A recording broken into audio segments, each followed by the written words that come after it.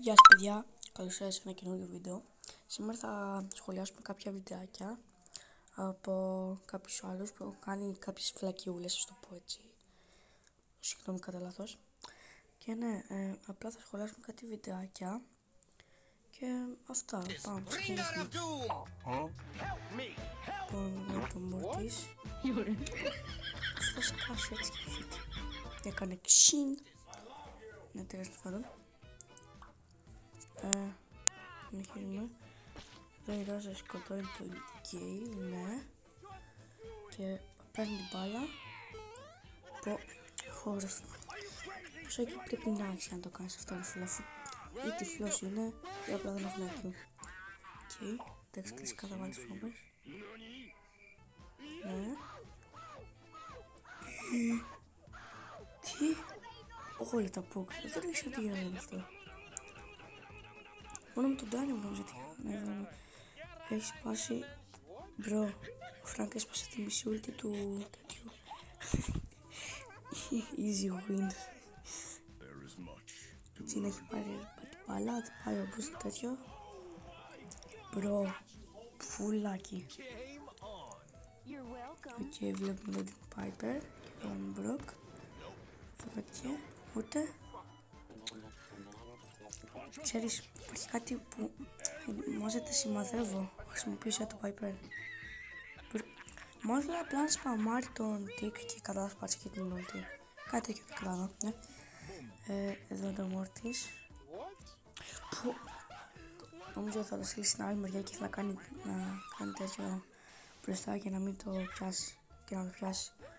Και πάντα το έκανα και εκεί πίσω. Και search, τα κάνει. Εκεί teleport. Κάνει την ulti του. Και το κορδεύει. Ω! Κάρμα, μπρο. Πρώτον ο Μπούι γιατί δεν πήρε την μπάλα, φίλε, και... Κάρμα. Πάει. Δεν ρε. Μπράβο, Τζάκι. Μπρο. Εγώ θα έλεγα ευχαριστώ ρε φίλε στην Μπίπη που μου έσβαξε για να πιάσει την μπάλα. Και... Ωχ, Μπούι 15.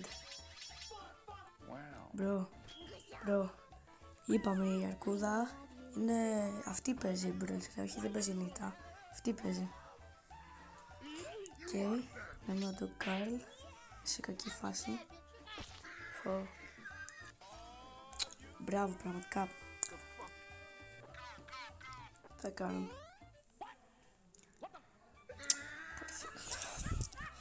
What the fuck, αυτά ακριβώς. Φάση, φίλε. Να το Crow, έτσι εσύ τρώει το μικρό. Είναι εκεί. Και πέθανε μόνη της, οκ, εντάξει. Για να δούμε και αυτό. Πετάει τέτοιο γκέλ, πάμε μαζί. Και να κάνει τον Gadget και τον σκοτώνει. Οκ, μόνο το φύγει να προστατευτεί. Μπρο, ότι καλύτερο. Οκ, παιδιά, αυτά ήταν τα βιντεάκια που είδαμε. Πείτε μου κάτω στα σχόλια εσάς ποιος φάνηκε πιο περίεργο και ποιος σας άρεσε πιο πολύ. Αυτά γενικά.